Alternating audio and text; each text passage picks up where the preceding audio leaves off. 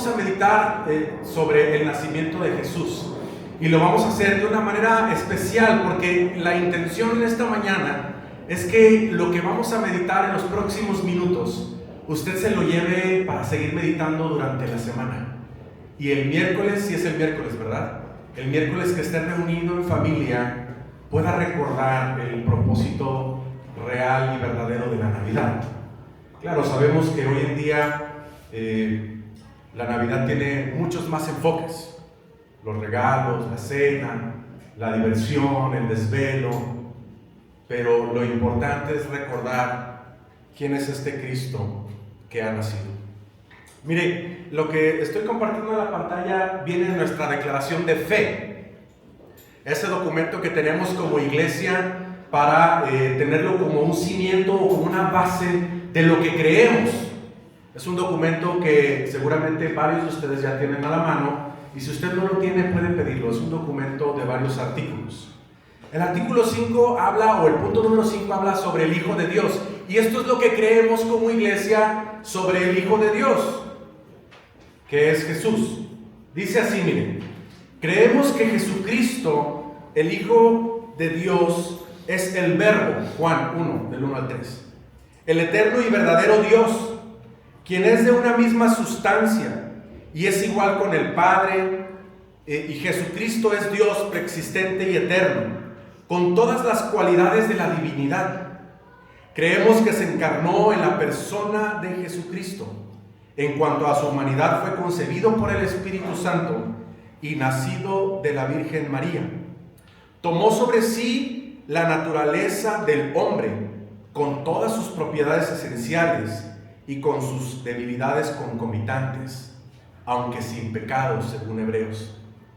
Jesucristo tiene dos naturalezas completas, perfectas y distintas. Se unieron inseparablemente en la persona de Jesucristo, pero sin conversión, es decir, no hubo una mutación. Inseparablemente en la persona de Jesucristo, decía, en su composición, o no hay confusión alguna. Esta persona es verdaderamente Dios y verdaderamente hombre, aunque un solo Cristo, que es santo y el único mediador entre Dios y el hombre. ¿Cree esto? La gran pregunta que tengo para usted al inicio es: ¿cómo llegó a esa convicción? ¿Cómo sabe que lo que estamos declarando aquí, si es que usted lo cree, cómo tiene esa convicción? ¿Cómo llegó allí? ¿Quién le convenció de que Cristo tiene toda esta naturaleza divina en su naturaleza humana también? Bueno, vamos a meditar sobre eso, porque eso es justo uno de los dilemas que tuvieron aquellos que vieron nacer a Jesús, o que supieron de su llegada. Ahorita lo vamos a ver. Mire, dice el dicho: lo bueno se hace esperar. ¿Ha escuchado este dicho? Lo bueno se hace esperar. ¿Qué quiere decir eso? Mire, cuando estamos esperando algo, por lo general viene acompañado de altas expectativas. Un aumento, por ejemplo, en el trabajo, o cuando estamos esperando a una persona, o un regalo, o tener un encuentro con alguien que hace mucho tiempo no vemos, o cuando nos han prometido un ascenso en el trabajo. ¿Cómo se siente en esa espera? ¿Qué expectativas tiene? Si se trata de un aumento, está esperando que el aumento sea considerable, ¿no? Si está esperando ver a la persona que hace muchos años que no ve, está esperando verla bien, con salud. Si está esperando que, bueno, le den, decíamos, un ascenso en el trabajo, pues que ese ascenso sea muy bueno. La espera normalmente viene acompañada de una expectativa. Pero ¿qué sucede cuando aquello que estamos esperando y aquello que deseamos tanto no cumple con nuestras expectativas? ¿Cómo se siente? Si por ejemplo aquel aumento salarial que le habían prometido le llega muy bajito, o aquella persona que usted esperaba ver con mucha alegría, bien, en salud, cuando la ve se da cuenta de que esa persona no se sorprende de verle a usted y la encuentra demacrada, diferente o indiferente ante el saludo. ¿Cómo se siente? ¿Decepcionado? triste, molesto quizá, o rechaza aquello que estaba esperando. Digamos, es una actitud común frente a aquella expectativa que no se cumple a lo que deseamos. Mire, el Evangelio de Mateo, donde acabamos de leer con Elizabeth, que narra el nacimiento de Jesús, si leemos todo el Evangelio, nos cuenta la historia de Jesús. Nos proporciona una buena información, y partiendo de la idea de que Jesús es verdaderamente aquel esperado Mesías en quien se cumplen todas las esperanzas que tenía el pueblo de Israel de la llegada de este Mesías. Hay que leer el Evangelio completo para entender que esto se va cumpliendo. Pero su llegada, su aparición desde su nacimiento, luego su ministerio y su mensaje, no fueron del agrado de todos, porque no necesariamente era lo que todos estaban esperando. Desde la época del exilio del pueblo de Israel, había soportado siglos de dominación y de opresión extranjeras. Sin embargo, Dios había prometido a través de sus profetas que enviaría a su siervo, el Mesías, para liberar a su pueblo de sus enemigos e instalar un reino eterno marcado por la paz y la prosperidad. ¿Recuerda? Ahí vea el pasaje que está ahí en Daniel 7, versículos 13 y 14. Esta es una de las profecías. Dice: miraba yo, dice Daniel, en la visión de la noche, y he aquí con las nubes del cielo venía uno como un hijo de hombre, que vino hasta el anciano de días, y le hicieron acercarse delante de él. Y le fue dado dominio, gloria y reino, para que todos los pueblos, naciones y lenguas le sirvieran. Fíjese bien, su dominio es dominio eterno, que nunca pasará, y su reino uno que no será destruido. ¿A quién se está refiriendo? A Jesucristo. Pero piense, por ejemplo, en los judíos de la época del nacimiento de Jesús, muchos de ellos, ¿qué tenían en mente? ¿En qué estaban pensando al conocer esta profecía? Mire, tomemos en cuenta que habían transcurrido ya más de 400 años del silencio desde que Dios les hablara al pueblo por última vez por medio del profeta Malaquías. 400 años desde Malaquías hasta el nacimiento de Jesús. El pueblo de Israel pasó estos años esperando el día en que Dios cumpliera sus promesas. Estaban sufriendo bajo el gobierno del Imperio Romano, ya alguien lo decía hace ratito, y esperaban que un Mesías viniera para derrocar a sus opresores y restaurar su nación. Muchos de los judíos de esa época estaban esperando a un guerrero, alguien que los liberara de esta opresión. No estaban esperando a un niño humilde que naciera en una ciudad como Belén, que era una ciudad muy pequeña, de poca importancia para muchos, y que menos naciera de una familia común, en un pesebre. Estaban esperando un gran rey, ¿cierto? Pero fíjese, cuando Jesús aparece en escena, vamos a ir viendo a lo largo del Evangelio que Jesús sana enfermos, resucita muertos, libera endemoniados, multiplica panes para alimentar a millares de personas, mientras va predicando de que el reino del cielo, de que el reino de Dios se ha acercado. Pronuncia su valiente enseñanza como nadie, con autoridad, y la combina con demostraciones milagrosas de poder, mientras las multitudes empiezan a prestarle atención. ¿Quién es este hombre? Y se van reuniendo en torno a Jesús. Claro, a muchos les asombra su enseñanza, que supera la de los maestros religiosos de la época. Pero sin embargo, no necesariamente satisface las expectativas de todos que esperaban a este poderoso guerrero, alguien, por ejemplo, como el rey David. Ellos aguardaban a un líder, decíamos, que lleve a cabo una revuelta victoriosa contra Roma. Entonces, los orígenes provinciales de Jesús, su aspecto sencillo, su empatía con los marginados, su enseñanza enigmática sobre el reino de los cielos, estas cosas no cumplen con las esperanzas de Israel.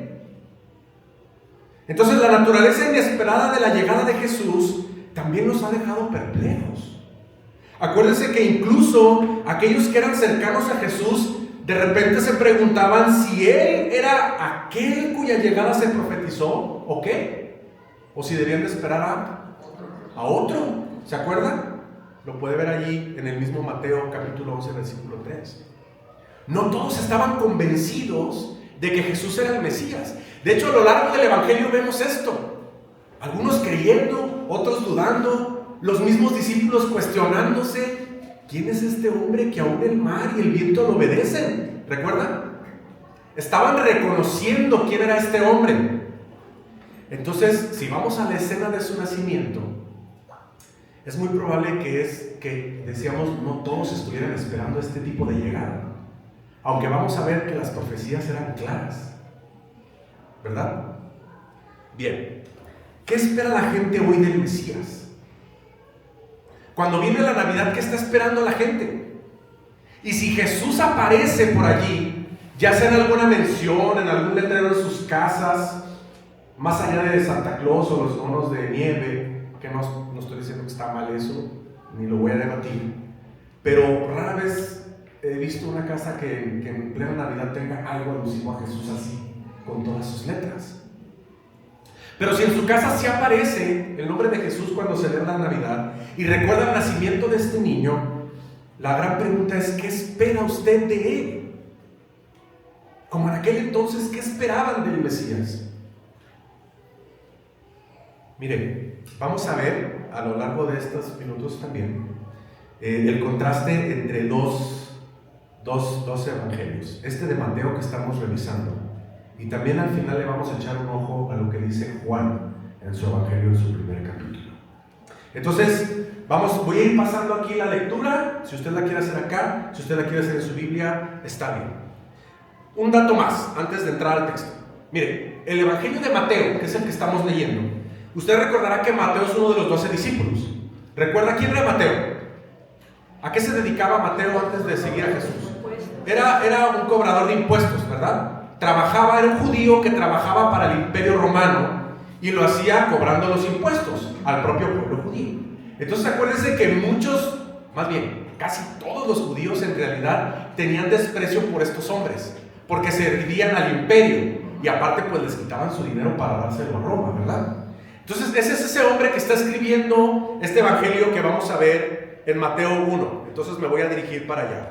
Usted su Biblia, atento ahí en Mateo 1. Y fíjese, este evangelio tiene un propósito o varios propósitos particulares. Y vale la pena decirlo antes de volver a leer el nacimiento de Jesús.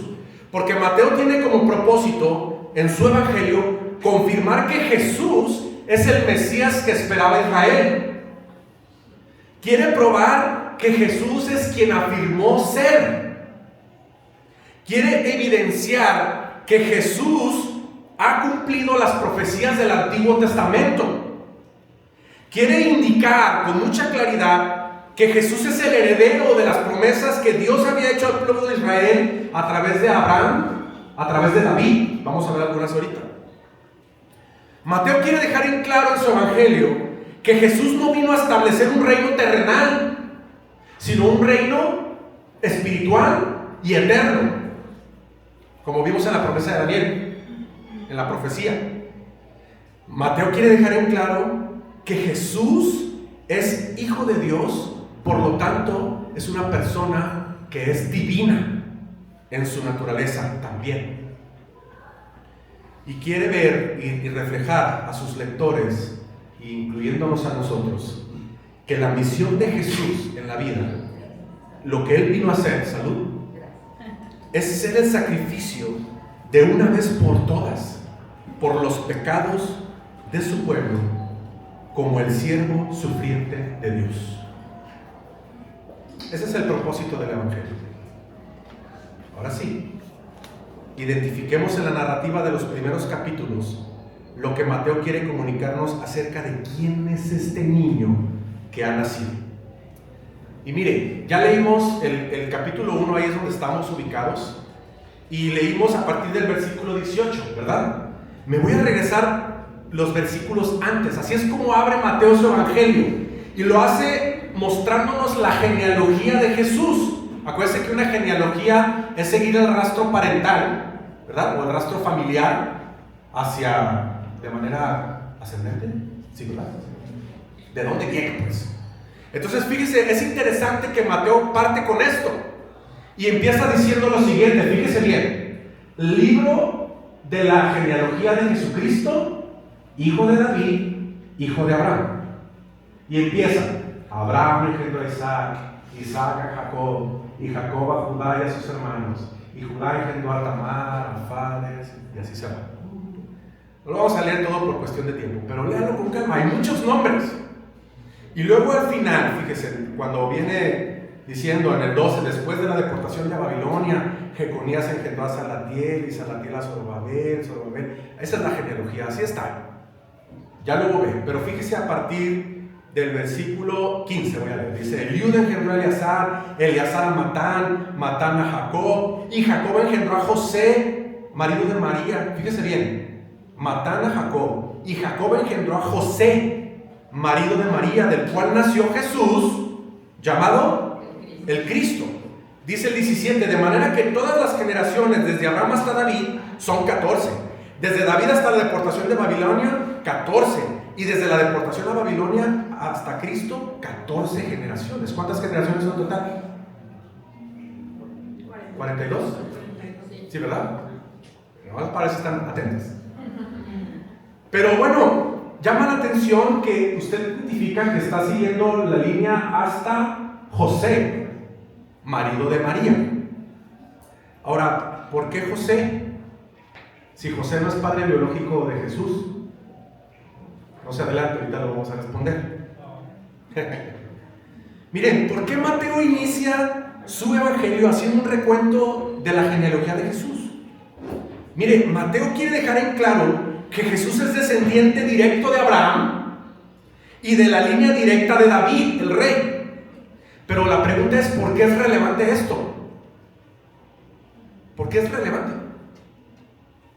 De hecho, nunca ha sido como muy atractivo leer las genealogías, ¿no? Imagínense si esa genealogía fuera todavía más larga. De hecho, la de Lucas es más larga todavía. Estamos para allá. Mire, la razón principal por la que Mateo enfatiza que Jesús es descendiente directo de Abraham y de David es porque quiere demostrar a quienes están leyendo el Evangelio, incluyéndonos a nosotros, que Jesús es el Mesías largamente esperado y prometido en las Escrituras del Antiguo Testamento. En Abraham, por ejemplo, en Abraham hay el cumplimiento de la promesa de Dios que es multigeneracional hacia su pueblo. Recordará la promesa de Dios a Abraham, ¿verdad? Que se encuentra en Génesis 12, 1 y 3. Acompáñenme. Génesis 12, del 1 al 3. Fíjense lo que dice. Si búsquela ahí en su Biblia o puede seguirla aquí. Dice la promesa de Dios a Abraham. Pero Jehová había dicho a Abraham: vete de tu tierra y de tu parentela y de la casa de tu padre a la tierra que te mostraré, y haré de ti una nación grande, y te bendeciré, y engrandeceré tu nombre, y serás bendición. Bendeciré a los que te bendijeren, y a los que te maldijeren maldeciré, y serán benditas en ti. ¿Quiénes? Todas las familias de la tierra. ¿Recuerda esta promesa que Dios le hizo a Abraham? Fíjese, en esta promesa que Dios le está dando, él dice: deja tu tierra, y le promete convertirlo en una gran nación, bendecirlo y hacer que todas las familias de la tierra sean bendecidas por medio de él. Esto se reitera en Génesis 13, del 14 al 16, y en Génesis 17, 1 al 8. Entonces, la relevancia que habíamos dicho de ligar a Jesús con Abraham, pues parte de aquí. Es decir, Mateo está recalcando que Jesús viene en esta línea directa desde Abraham y que Dios está cumpliendo este pacto a través de Jesús. Porque este pacto que Dios hizo con Abraham, prometiendo que a través de su descendencia todas las naciones iban a ser bendecidas, se cumple en Jesús. Viene a cumplirse en Jesús. Ahora, ¿cómo estaba bendiciendo Dios a todas las naciones y familias de la tierra con el nacimiento de Jesús? Piensen, ¿qué significaba esta bendición que se extendía hasta Jesús? Acuérdense las generaciones, 42 generaciones. La salvación. Para allá vamos. No pierda de vista lo que nos está narrando Mateo, porque se va a conectar directamente con el nacimiento de Jesús. Porque fíjese qué curioso. Mateo no empieza el evangelio narrando el nacimiento. Se está yendo siglos atrás para decir, este Jesús que está naciendo viene 42 generaciones atrás. Miren, Mateo está trazando el linaje hasta Abraham, estableciendo la identidad de Jesús como un verdadero judío y el heredero legítimo de las promesas que Dios hizo al pueblo de Israel. Esto es importante. Ahora, con David, hijo de David. Usted recordará que a Jesús le llamaban hijo de David, ¿se acuerdan? Por ahí hay una historia que alguien le gritó un día, hijo de David, ten misericordia de mí. ¿Se acuerda quién fue? Un ciego, ¿no? Hijo de David, le llaman en algunas ocasiones. ¿Por qué establece una línea directa con el rey David? Mateo. Mire, aquí hay varias razones proféticas y teológicas. Este Mesías prometido también, digamos, se conecta directamente con las promesas que Dios hizo al rey David. Vamos al segundo libro de Samuel. Sígame. Segundo libro de Samuel, capítulo 7, versículos del 10 al 17. Es un pasaje más extenso, usted lo puede leer con calma en su casa. Ojo, estamos conectando ahorita a este Jesús naciente con esta línea. Fíjese lo que dice a partir del versículo 10. Ya vemos aquí. Si quiere seguirlo acá, aquí estamos, en el versículo 10. Dice, además, yo fijaré lugar a mi pueblo Israel y lo plantaré, para que habite en su lugar y nunca más sea removido, ni los inicuos se aflijan más, como al principio, desde el día en que puse jueces sobre mi pueblo Israel, y a ti te daré descanso de todos tus enemigos. Asimismo Jehová te hace saber que Él te hará casa, y cuando tus días sean cumplidos y duermas con tus padres, yo levantaré después de ti a uno de tu linaje, el cual procederá de tus entrañas, y afirmaré su reino. Él edificará casa a mi nombre, y yo afirmaré, ¿para cuándo? Para siempre el trono de su reino. Yo le seré el padre y él me será mi hijo, y si él hiciere mal, yo le castigaré con vara de hombres y con azotes de hijos de hombres. Pero mi misericordia no se apartará de él como la aparté de Saúl, al cual quité de delante de ti, y será afirmada tu casa y tu reino para siempre delante de tu rostro, y tu trono será estable, ¿cuánto? Eternamente. Conforme a todas estas palabras y conforme a toda esta visión, así le habló Natán a David. ¿Cómo era posible el cumplimiento de esta promesa en un reinado común y humano? Porque se estaba refiriendo al rey David, pero se está haciendo referencia ¿a quién? A Jesús. Si nota esa conexión, ¿verdad? Y ese parte del contexto. No pierda de vista esto, porque lo que está anunciando Mateo en el nacimiento es que este Cristo, este Jesús esperado en las profecías, está cumpliéndose a partir de su entrada al mundo. Entonces, aquí hay una, digamos, una genealogía que decíamos es a través de José, porque está tratando de establecer el derecho legal que Jesús tiene al trono de David. Pero miren, también el linaje biológico de María lo conecta con esta ascendencia real, porque hace rato pregunté, ¿cómo se establece esta línea a través de José si José no era el padre biológico de Jesús? Pero se fija que lo está conectando con David, porque aquí está hablando del derecho legal que tiene Jesús de ser heredero al trono, como lo había prometido. Pero mire, a diferencia de Mateo, que traza esta línea a través de Salomón, de la rama leal, luego lo puede leer en toda la genealogía, Lucas lo hace a través de otro hijo de David, Natán. Usted puede ver esta genealogía en Lucas 3, del 23 al 38. Y si observa el versículo 23, el 31 y el 34, está estableciendo la línea que viene por el padre de María, hasta David, hasta Abraham, y luego Lucas se va hasta Adán. Entonces esto confirma también que Jesús desciende de manera biológica de David según la carne, cumpliendo las profecías que el Mesías nacería de su linaje. Entonces la genealogía que está planteando Mateo, más la que plantea Lucas, asciende hasta Abraham, reafirmando que Jesús es parte del pueblo, del pacto, y es heredero de las promesas hechas al pueblo de Israel. Esto es sumamente relevante en el nacimiento de Jesús, porque el Evangelio de Mateo, decíamos, está escrito con el propósito específico de convencer a los lectores judíos de que Jesús es el Cristo, porque note cómo le nombra Mateo desde el principio. Ojo, ya vamos al nacimiento, esa es la segunda parte, pero fíjese cómo dice: libro de la genealogía de Jesucristo, y luego al final dice en el versículo 16 que nace Jesús llamado el Cristo. No pierda de vista cómo le nombra Mateo, porque en el nacimiento los nombres de Jesús son muy importantes también. ¿Vamos bien hasta aquí? Por eso empieza con la genealogía, y el siguiente pasaje que leímos es el nacimiento. Es el nacimiento. Y vamos a leer otra vez. Miren, fíjese bien. Dice: el nacimiento de Jesucristo fue así.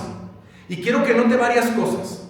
Primero, ¿cómo fue concebido y quién confirmó este origen del niño? Segundo, ¿qué cosas se están cumpliendo con el nacimiento del niño? Y tercero, ¿qué nombres se le atribuyen al niño que está naciendo? Observe esas tres cosas. ¿Cómo fue concebido? ¿Qué cosas se están cumpliendo? ¿Y qué nombres se le están dando? Por eso he dicho, la narración de Mateo es sencilla, pero el significado es súper profundo. Y mire, dice así: el nacimiento de Jesucristo fue así. Estando desposada María, su madre, con José, antes de que se juntasen, es decir, antes de que se casaran, se halló que había concebido del Espíritu Santo. José, su marido, como era justo y no quería infamarla, quiso dejarla secretamente. Y pensando él en esto, o sea, la iba a dejar pues. Pensando él en esto, un ángel del Señor se le apareció en sueños y le dijo: José, hijo de David, no temas recibir a María tu mujer, porque lo que en ella es engendrado, ¿qué? Del Espíritu Santo es. Y dará a luz un hijo, y llamará su nombre Jesús. Y aquí está: porque él salvará a su pueblo de sus pecados. Y mire lo que dice el versículo 22. Todo esto aconteció para que se cumpliese lo dicho por el Señor por medio del profeta cuando dijo. Una vez más, Mateo reafirmando el cumplimiento de la profecía: he aquí, una virgen concebirá y dará a luz un hijo, y llamará su nombre Manuel, que traducido es Dios con nosotros. Y despertando José del sueño, hizo como el ángel del Señor le había mandado y recibió a su mujer. Pero no la conoció, es decir, no tuvo intimidad con ella, hasta que dio a luz a su hijo primogénito y le puso por nombre Jesús. ¿Cómo fue concebido y quién confirmó este origen del niño? ¿Un ángel? ¿Quién concibió? El Espíritu. El Espíritu Santo, ¿ah? ¿Y quién confirmó este origen? Un ángel. Observen que también es una revelación divina. Entonces, lo que está haciendo Mateo aquí con esta narrativa es decir, miren, el origen de Jesús no es producto de la voluntad humana. El origen de Jesús no fue obra de María, sino que la encarnación de Jesús es un acto directamente soberano ¿de quién? De Dios, del Espíritu. Dios está produciendo este nacimiento. Entonces, la concepción virginal de María ha sido una obra única y sobrenatural que subraya que la salvación no nace de la mujer como ser creado de Dios, sino que proviene directamente de Dios. Este nacimiento es una intervención directa divina. Es Dios actuando en la historia, en la naturaleza humana, y haciendo que una mujer virgen diese a luz a un hijo engendrado por Dios mismo. ¿Se da cuenta? Pero no pierda de vista que Mateo lo está narrando, porque quiere dejar en claro que este niño es completamente divino y sobrenatural. ¿Cuándo en la historia hemos sabido del nacimiento de alguien más nacido de una virgen? No existe registro histórico alguno. Este niño sí. ¿Se da cuenta? Ahora, ¿qué cosas se están cumpliendo con el nacimiento del niño? Ya lo dijimos hace rato. Esto es para que participen, no es pregunta retórica. ¿Qué cosas se están cumpliendo con el nacimiento de este niño? ¿Profecías? ¿Goretti? Se está cumpliendo la promesa de la bendición de Dios. Hace rato pregunté, ¿qué bendición Dios le había dado a Abraham? Que iban a ser benditas las naciones. ¿Cómo? A través de su salvación. Ahorita lo va a ver. Porque en el nombre de este niño, en los nombres de este niño está bien claro cuál es el propósito de Dios con el nacimiento de este niño. Mire, Mateo está diciéndonos que el cumplimiento de la promesa y el pacto de Dios se está haciendo con la llegada de este Mesías. Decíamos que con el nacimiento de Jesús se cumple la promesa de Dios hecha a Abraham, bendición para las naciones, pero también el pacto davídico, el pacto de David, en un rey cuyo reino permanece para siempre, y la esperanza mesiánica de Israel. Ahorita se va a sorprender todavía más cuando vea el significado de los nombres. Entonces Mateo nos está diciendo, aquí hay un cumplimiento profético, lo está diciendo tal y como dijo el profeta que iba a pasar, que iba a nacer de una virgen y que iba a venir con la bendición a través de este Emmanuel.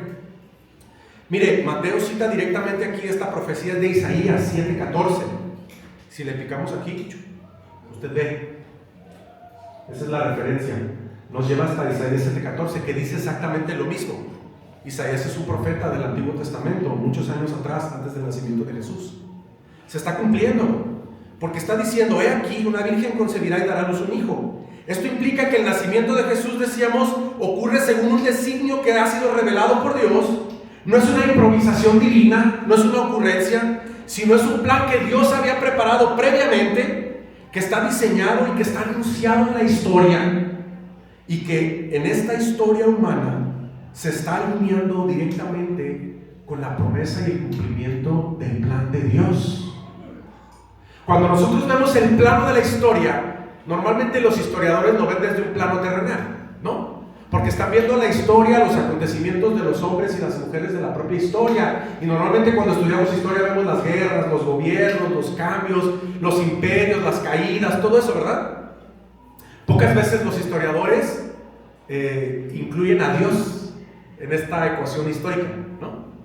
Pero Mateo está diciendo, aquí hay un cumplimiento histórico, porque la historia no nada más es una creación humana. Dios es dueño de la historia y Dios está decidiendo irrumpirla con el nacimiento de este niño. Mire, no es casualidad que nuestra historia está dividida antes de Cristo y después de Cristo, ¿verdad? Esto seguramente lo ha escuchado. Fue tan impacto el nacimiento de Jesús que partió la historia en dos, ¿cierto? Qué interesante, ¿verdad? Hasta los científicos o los historiadores utilizan esa referencia histórica, ¿verdad? Bueno, miren, en Mateo 2, me voy a adelantar un capítulo más. Usted puede leer, porque cuando narra después de lo que sucede primero con el nacimiento de Jesús, todo el capítulo 2 vienen otros acontecimientos con el nacimiento de Jesús. Primero es cuando narra lo de los magos, ¿se acuerdan? Estos magos que venían de Oriente y que luego se topan con el rey Herodes, y el rey Herodes quiere saber dónde va a nacer este rey que se está anunciando. Pero fíjese cómo aquí también hay lo que está diciendo Mateo, es que se están cumpliendo profecías. Vea el versículo 4 al 6 del capítulo 2, no los vamos a leer por cuestión de tiempo. Pero fíjese en el versículo 4, aquí está, lo estoy subrayando. Dice, y convocados todos los principales sacerdotes y los escribas del pueblo, les preguntó dónde había de nacer el Cristo. Está hablando Herodes. Ellos le dijeron, en Belén de Judea, porque así está escrito por el profeta. Y tú, Belén, de la tierra de Judá, no eres la más pequeña entre los príncipes de Judá, porque de ti saldrá un guiador que apacentará a mi pueblo Israel. Otra profecía, ¿verdad? Y mire, vámonos al versículo 17. Me estoy adelantando, porque luego de estos magos de Oriente viene la narración de la matanza de los niños, porque se acuerda que el rey Herodes se siente amenazado por el nacimiento de este rey anunciado, ¿verdad? Que viene este cumplimiento de la promesa de David, que se asusta, ¿verdad? De Herodes, porque dice: alguien me va a venir a quitar el trono. ¿Y qué hace Herodes? Manda a matar a los niños, ¿verdad? Pero fíjese que eso también estaba profetizado, porque fíjese, dice aquí en el versículo 14: y él despertando, tomó de noche al niño y a su madre y se fue a Egipto. Está hablando de José. Y estuvo allá hasta la muerte de Herodes, para que se cumpliese lo que dijo el Señor por medio del profeta, cuando dijo: de Egipto llamé a mi hijo. Mire, la referencia de esta profecía está en Oseas 11:1. Entonces, más adelante y en el versículo 16 dice: Herodes entonces, cuando se vio burlado por los magos, se enojó mucho, porque acuérdense que los magos lo desviaron, ¿verdad? Y mandó matar a todos los niños menores de 2 años que había en Belén y en todos sus alrededores, conforme al tiempo que había inquirido de los magos. Entonces se cumplió lo que fue dicho por el profeta Jeremías, cuando dijo: voz fue oída en Ramá, grande lamentación, lloro y gemido, Raquel que llora a sus hijos y no quiso ser consolada porque perecieron. Esta es una profecía que se encuentra en Jeremías capítulo 31 versículo 15. No pierda de vista que nos está narrando Mateo el contexto del nacimiento de Jesús.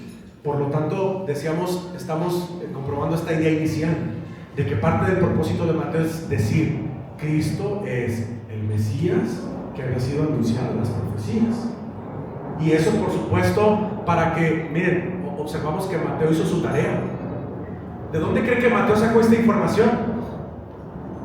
Se puso a revisar seguramente las profecías e identificó, inspirado por el Espíritu Santo, que Cristo estaba cumpliendo cada una de estas profecías. Qué gran narrativa, ¿verdad? ¿Vamos bien hasta aquí? ¿Sí me está siguiendo? Ahora, lo último que dije que identificaran en la narrativa del nacimiento de Jesús. ¿Identificó con qué nombres Mateo está nombrando a este niño? A ver. Jesús y Emanuel. Jesús, Emanuel, hay más. Jesucristo, hijo de David. Y falta uno. Cristo. Cristo. Mire, ubique los nombres, porque esto Mateo lo está diciendo sin decirlo, pero sabe que quienes lo están leyendo lo pueden identificar. Porque mire, el nombre de Cristo, el nombre Jesucristo, el nombre Jesús y el nombre Emanuel tienen un significado bien profundo. Por eso lo que está diciendo Mateo es: este niño que nació no es cualquier niño. Está cumpliendo las profecías.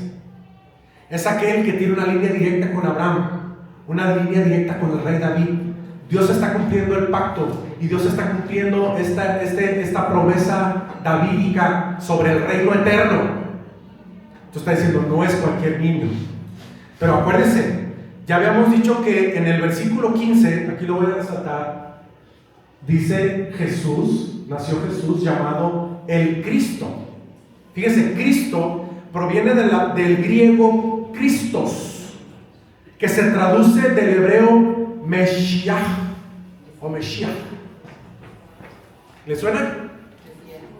Christos es griego y Meshiach, a ver si lo pronuncio bien, viene del hebreo.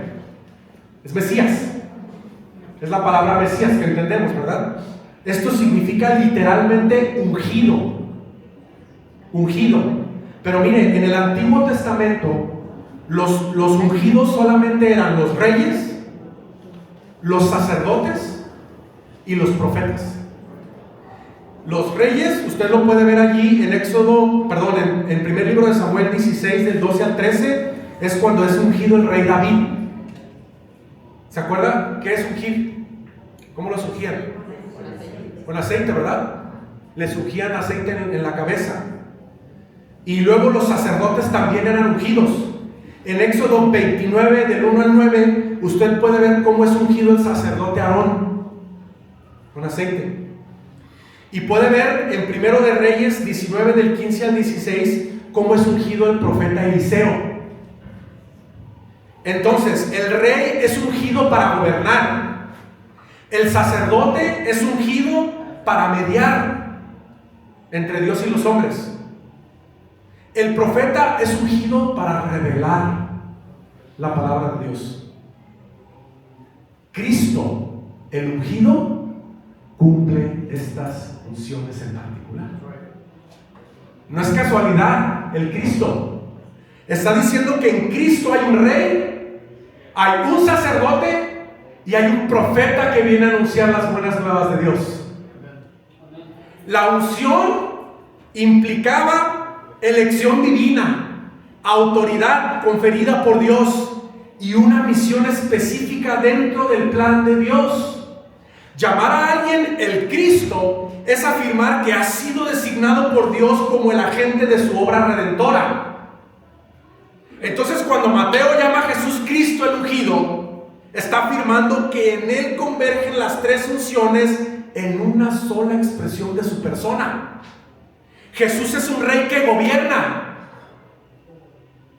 Cuando vemos en Apocalipsis 19:16, que dice que está escrito en el muslo de Jesús: Rey de reyes. Rey de reyes y Señor de señores.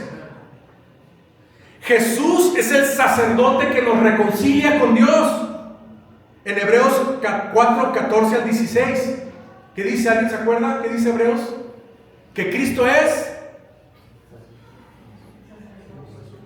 ¿sí?, el sumo sacerdote. Y Cristo es el profeta que revela a Dios plenamente. Y eso lo vemos en todo el Evangelio. ¿Sabe por qué luego para los discípulos era difícil asimilarlo? Porque estaban viendo desde el nacimiento de este niño una revelación divina directa. Porque dice Jesús: yo les doy a conocer quién es Dios. Y decíamos, lo hizo claro con sus milagros, claro con su predicación, por supuesto. Todo lo que hizo, dijo y caminó Jesús fue para revelar quién es Dios. Para eso nació Jesús. Por eso le decía que cuando celebramos la Navidad, ¿qué estamos recordando? Segundo nombre, Jesús. Porque le dice: y llamarás su nombre Jesús, ¿va? Primero lo dice aquí, versículo 21. Y dará a luz un hijo, María, y llamarás su nombre Jesús. ¿Por qué? Porque él salvará a su pueblo de sus pecados. Llevo 42 minutos, me faltan unos versículos más. ¿Ya se cansó? No. Está interesante, ¿verdad? Hay café. Hay café. Si alguien quiere ir por café, vaya por café. Aquí se puede tomar café mientras estamos en la predicación, no hay problema. Para que no se cansen. No sé que no se cansen. Pero fíjense, ahí viene el otro nombre, Jesús. Mire, literalmente el nombre Jesús significa el Señor es salvación. Y viene de una transliteración griega del hebreo Yeshua, que es una forma abreviada de Yehoshua. ¿Le suena? Yehoshua. Mire, este nombre se compone de dos elementos: Yahweh, que es el nombre propio de quién? De Dios. Y de Yasha, que significa salvar, rescatar y liberar. Entonces, el nombre Jesús, que es el nombre histórico que todo el mundo reconoce, no es cualquier nombre. Está diciendo que Dios, el Señor, es la salvación.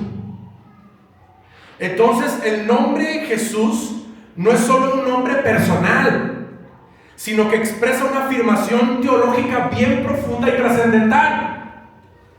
Y dará a luz un hijo y llamará su nombre Jesús, porque él salvará a sus pueblos de sus pecados.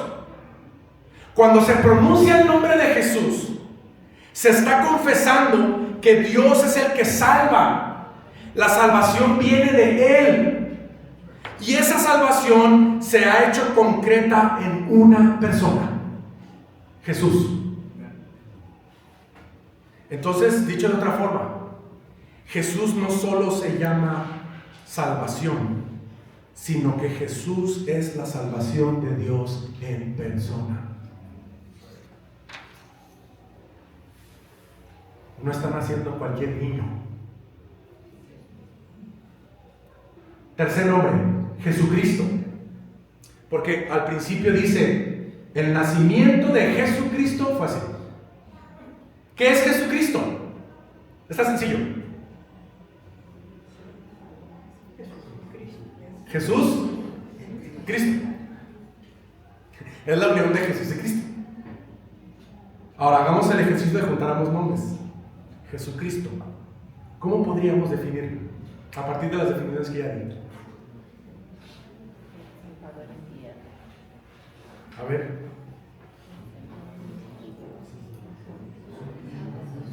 Jesucristo. ¿Acuérdense todo lo que significa Jesús? ¿Sí se acuerdan o lo acabo de decir? El rey, sacerdote y profeta que salva. Fíjense, si pudiéramos extenderlo, Jesús es la salvación de Dios y su ungido esperado, rey, sacerdote y profeta. Él lo simplifica. Pero el significado de esto es profundísimo.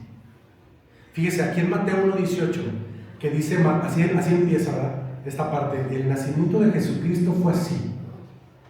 Mateo no dice solo Jesús nació, pues, sino está diciendo, el Mesías nació, la esperanza de Israel y de todas las naciones y familias de la tierra entró en la historia. El ungido llega no en un trono, sino en un pesebre, como narra Lucas en su capítulo 2, en el seno de una pareja ordinaria, lidiando con una situación extraordinaria, en una concepción divina, una crisis de pareja, ¿no? Una revelación divina a partir de un ángel. La obediencia de un hombre que decide hacer lo que Dios le pide.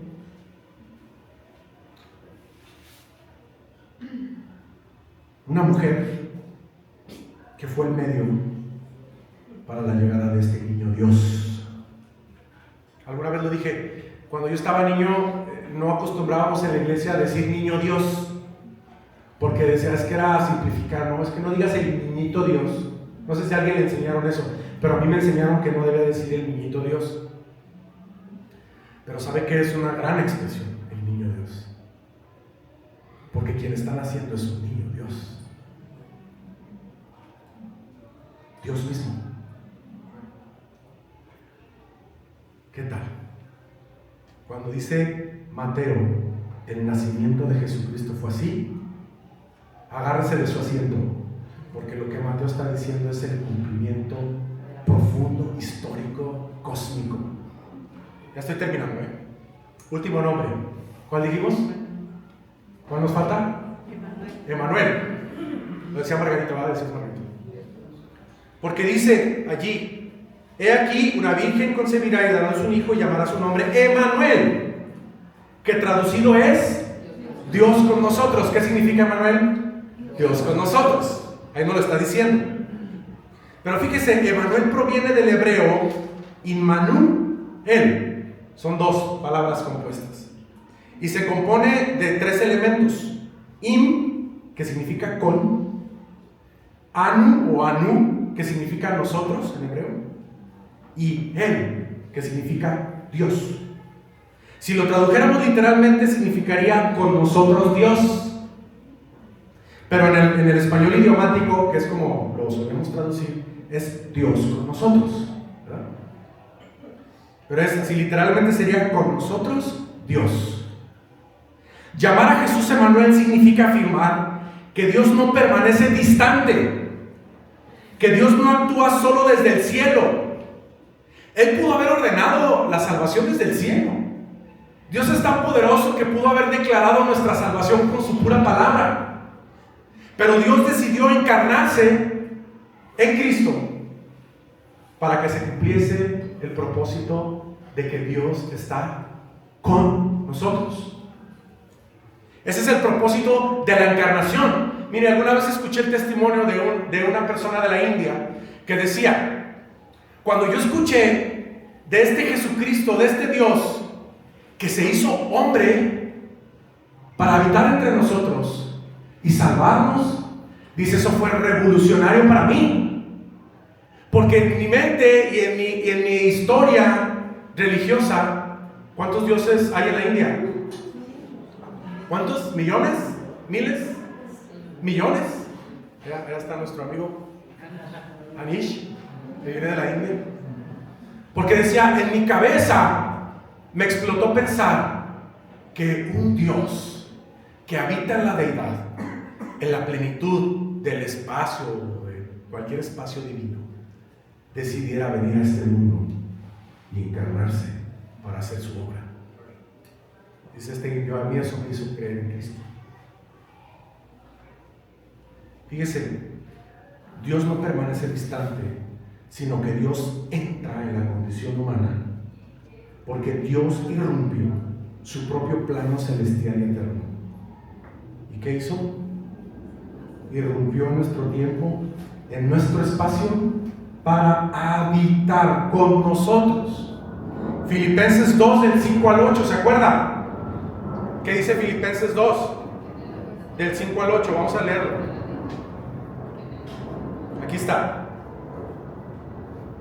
Haya pues, lean conmigo, en vosotros este sentir que hubo también en Cristo Jesús, el cual, siendo en forma de Dios, no estimó el ser igual a Dios como cosa que aferrarse, sino que se despojó a sí mismo, tomando forma de siervo, hecho semejante a los hombres, y estando en la condición de hombre, se humilló a sí mismo, haciéndose obediente hasta la muerte y muerte de cruz. Esto significa no que Dios nos está ayudando o salvándonos desde afuera, sino que el plan de Dios siempre fue venir y cumplir su propósito con nosotros, en nosotros y a través de nosotros. No están haciendo cualquier niño, pues. Con los 3 nombres a los cuales Mateo se refiere, 4, se refiere a este niño que ha nacido, porque nos está hablando de un Jesús que nos salva de nuestros pecados. Esa es su misión, a eso vino. Cristo es el ungido de Dios y tiene esta identidad mesiánica. Fue enviado, prometido, ungido, profeta, rey. ¿Y qué decíamos? Profeta, rey y sacerdote. Y Emmanuel, porque Dios está con nosotros en su presencia divina y cercana con cada uno de nosotros. Celebrar la Navidad y recordar la Navidad, entonces tiene que tener este significado profundo. Está bien abrir los regalos, está bien cenar juntos, está bien tener un tiempo familiar, pero deseo que esta Navidad, en el centro de su mesa, esté este gran recordatorio de que el nacimiento de Cristo tiene todas las implicaciones. Vamos a ir cerrando. Y para cerrar, vamos a terminar estas velas de Adviento. Vaya conmigo a Juan 1, del 1 al 18. Aquí mismo lo voy a poner. Y este es el mensaje directo, porque mire, Juan inicia su evangelio distinto. Juan no lo hace con una genealogía. Juan no lo hace narrando el nacimiento de Jesús. Juan lo hace narrando la encarnación. Es decir, está hablando del nacimiento de Jesús desde otra perspectiva. Entonces, el llamado a la Navidad es a celebrar el nacimiento de Cristo, reconociendo quién es este niño Jesús que ha llegado al mundo por nosotros, para estar con nosotros. Por eso le vuelvo a preguntar, ¿qué estamos esperando de Jesús en el reconocimiento de la Navidad?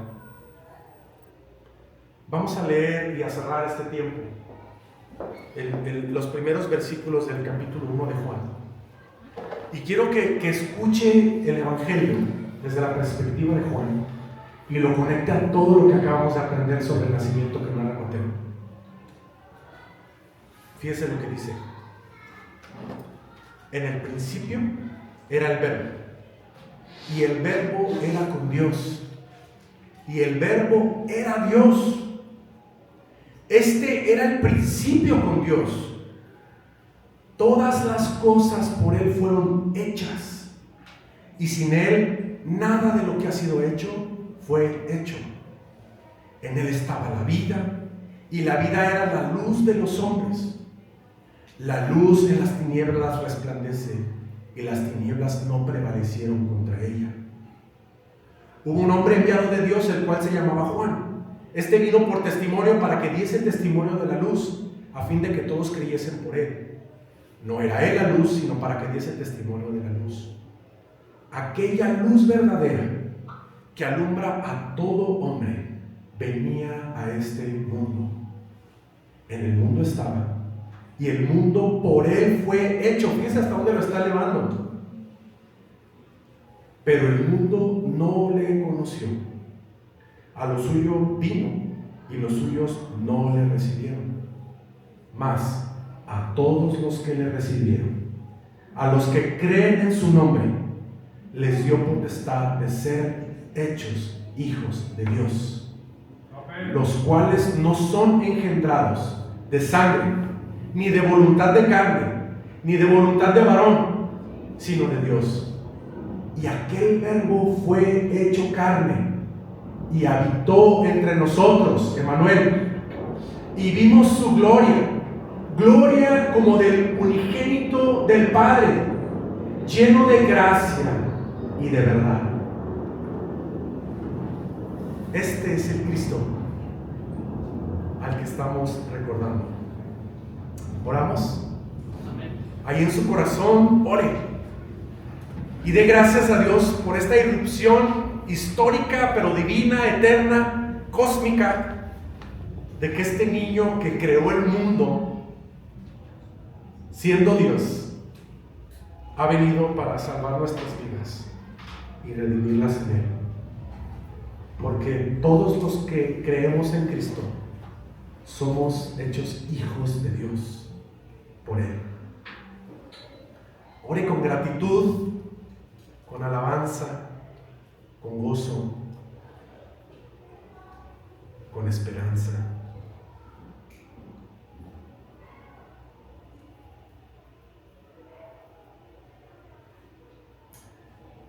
Padre eterno, gracias por que podemos ver en la narración del nacimiento de Jesús estas verdades proféticas, históricas, divinas, tan profundas, que nos recuerdan que el nacimiento de este niño no fue cualquier nacimiento, sino tu plan eterno, que desde el principio, Señor, diseñaste para irrumpir en la historia aquel día, aquella noche, para que tú, Señor, entrando a nuestra historia, a nuestro plano terrenal, pudiésemos ver el cumplimiento de tus promesas, por el cual nuestras familias son benditas, por el cual nosotros podemos tener acceso a la salvación, porque Jesús nos ha salvado de nuestros pecados, y porque este niño, Emmanuel,